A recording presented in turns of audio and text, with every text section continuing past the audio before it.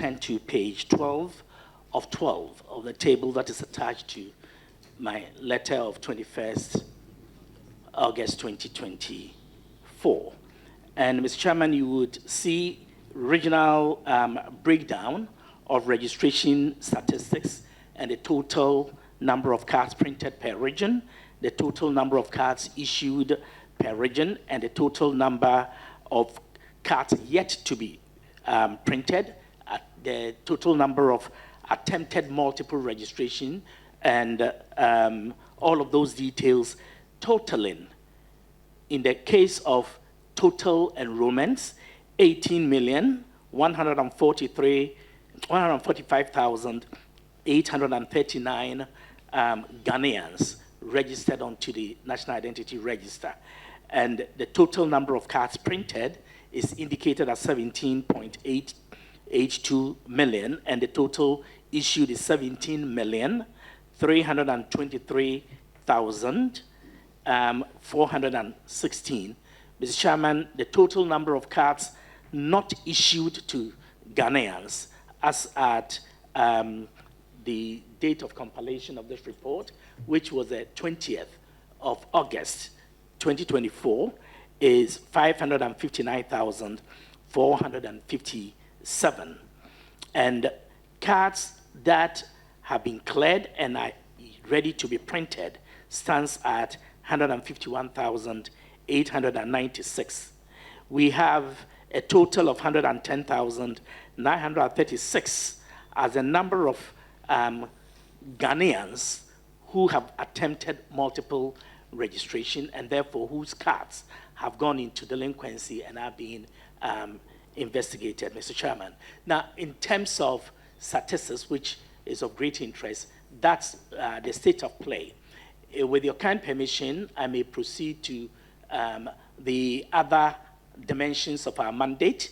Mr. Chairman, it will be recalled that the National Identification Authority is set up to register all foreigners who live in Ghana for 3 months or longer and who are not Ghanaians or diplomats or the representatives of international non-governmental organizations.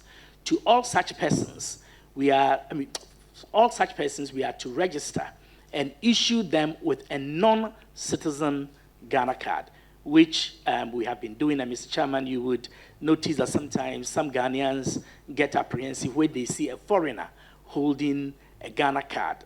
They often don't look to see that on top of it is boldly written in red, non-citizen.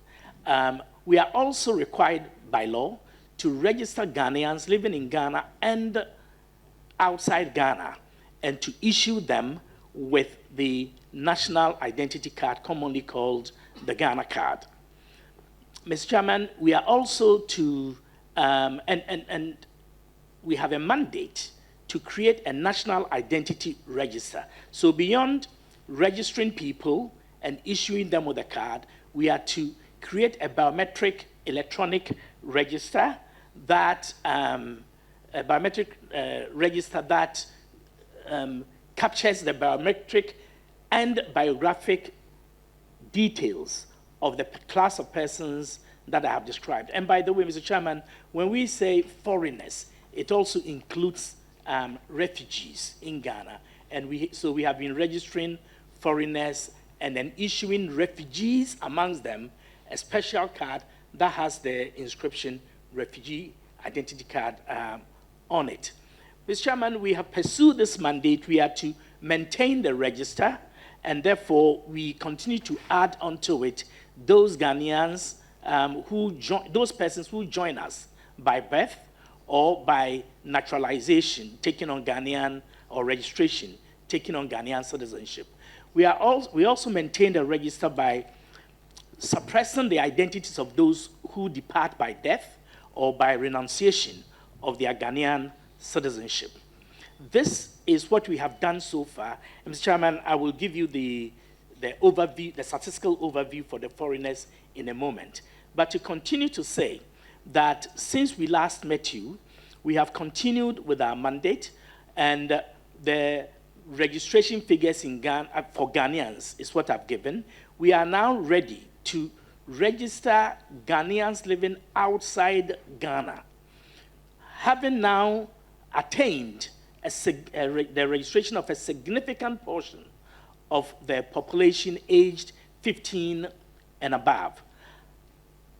Our law requires us, as I said, to register all, but at the moment, there are, using the Ghana Statistical Service database, we have about a little over 19.9 million Ghanaians aged 15 and above.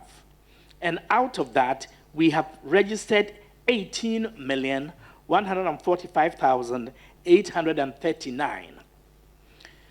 The time then is ripe for us to look at other segments of the Ghanaian population. And so we have started looking at Ghanaians aged between 6 and 14 years, because the mass registration and the continuous registration thus far has captured the Ghanaians aged 15 and above. We are now turning our attention to those below the age of 15. And between 20th and 23rd of July, we piloted the registration of this cohort of the population in Eastern region, Greater Accra region, and the Central region. And based on that, we have learned some lessons, and we are retooling, fine-tuning our mechanisms to begin in earnest the registration of this class of people next month. We have also commenced conversations with the Ghana Prison Service to begin the registration of Ghanaians in places of detention as by law required, and leprosaria and other places and psychiatric hospitals. So those are discussions that are underway, and we're hoping that by next month or later this month, we will be able to begin. No, this is August. So next month, we'll be able to begin the registration of these classes of Ghanaians that I have mentioned. So, Mr. Chairman, if you kindly look at page 4, you would see that the number of institutions that have been onboarded onto our registration, our verification system. All 25 universal banks in the country, including the Bank of Ghana, have been onboarded. 147 rural and community banks in the country have been onboarded. 17 savings and loans companies are with us, and we have pensions companies 1, insurance companies 2, payment system providers 3, microfinance companies 1, finance houses 2, telecommunications companies 6, and microcredit institutions 2.